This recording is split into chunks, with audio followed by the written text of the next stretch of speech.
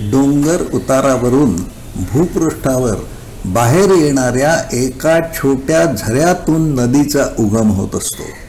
जमिनीतून बाहेर आलेला झरा दिसू शकतो, पण झऱ्याच्या उगमाच्या पाण्याचा पहिला थेंब कुठून सुरू झाला हे कोणीच सांगू शकत नाही। पुढे या झऱ्याला अनेक छोटे मोठे झरे येऊन मिळतात। पाण्याचा ओघ वाहू लागतो, त्याला अनेक ओहोळ येऊन मिळाल्यावर नदी वाहू लागते। नदीच्या उत्पत्तीचे मूळ जसे दिसू शकत नाही, तसेच आपल्या जीवनाची सुरुवात कुठून कशामधून झाली याचे आकलन आपल्याला होऊ शकत नाही। प्रत्येकाचे जीवन हे वाहणाऱ्या नदीसारखे असते। अनंत विश्वात पसरलेल्या ऊर्जा स्रोताचा एक प्रवाह आपल्यामधून वाहत असतो। प्रत्येक श्वासाबरोबर ही ऊर्जा आपण आत ओढून घेत असतो। उच्छ्वासाबरोबर शरीराला नको असलेले घटक अनंत असणाऱ्या ऊर्जा स्रोताकडे परत पाठवित असतो। त्रिमितीच्या किंबहुना काळाची चौथी मिती असणाऱ्या जगतातील प्रत्येक जीव हा जाणीव नेणिवेच्या अनंत अवकाशातील एक भौतिक प्रगटीकरण आहे। जीवनाच्या चालणाऱ्या प्रवासात अनेक अन्य जीव माणसे आपल्या आयुष्यात येत जात राहतात। अनेक घटना जीवनाच्या प्रवाहाला वळण देतात किंवा काही ठिकाणी हा ओघ अडवलाही जातो। आपला प्रत्येक विचार, भाव, भावना या अभौतिक माध्यमातून स्थूल रूप घेत असतात। शरीरातून वाहणारी ऊर्जा, एनर्जी इन मोशन, भावनांच्या लाटा निर्माण करीत असते। आपल्या भावनिक शरीराचे अस्तित्व हे वाहणाऱ्या नदीसारखे असते। वाहणारा हा ऊर्जेचा स्रोत आपल्या घनशरीराच्या भौतिक मर्यादेत वाहत असतो।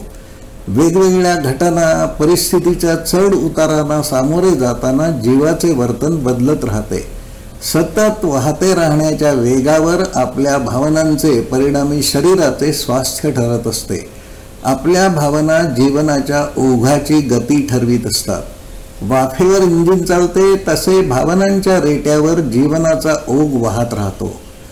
शरीराचे आरोग्य व कार्यक्षमता बळ देणाऱ्या किंवा शक्तिपात करणाऱ्या भावना ठरवीत असतात। आपल्या घनशरीरापेक्षा वेगळ्या पातळीवर आपले भावनिक शरीर, इमोशनल बॉडी नांदत असते। आपण राहतो हे भौतिक जग हे वैश्विक चेतनेचे घनरूप आहे। प्रत्येक जीव हा विशिष्ट मर्यादांनी बद्ध आहे। त्या मर्यादा ज्याच्या त्याने ओलांडायच्या असतात, त्या ओलांडण्यासाठी स्वतःच्या आत डोकावून पाहणे जमायला हवे। आपल्या आत वाहणाऱ्या ऊर्जेच्या ओघाचा वापर कसा करायचा हे जाणून घेण्याचा प्रयत्न करायला हवा। बाहेरील विश्वाचा विस्तार अनंत अशा क्षेत्रात पसरलेला आहे। अंतर्विश्वही तेवढेच विशाल आहे। अंतर्विश्व जाणून घेण्यासाठी शरीर शिथिल करून श्वासावर लक्ष ठेवून शांतपणे बसण्याची सवय लावून घ्यायला हवी।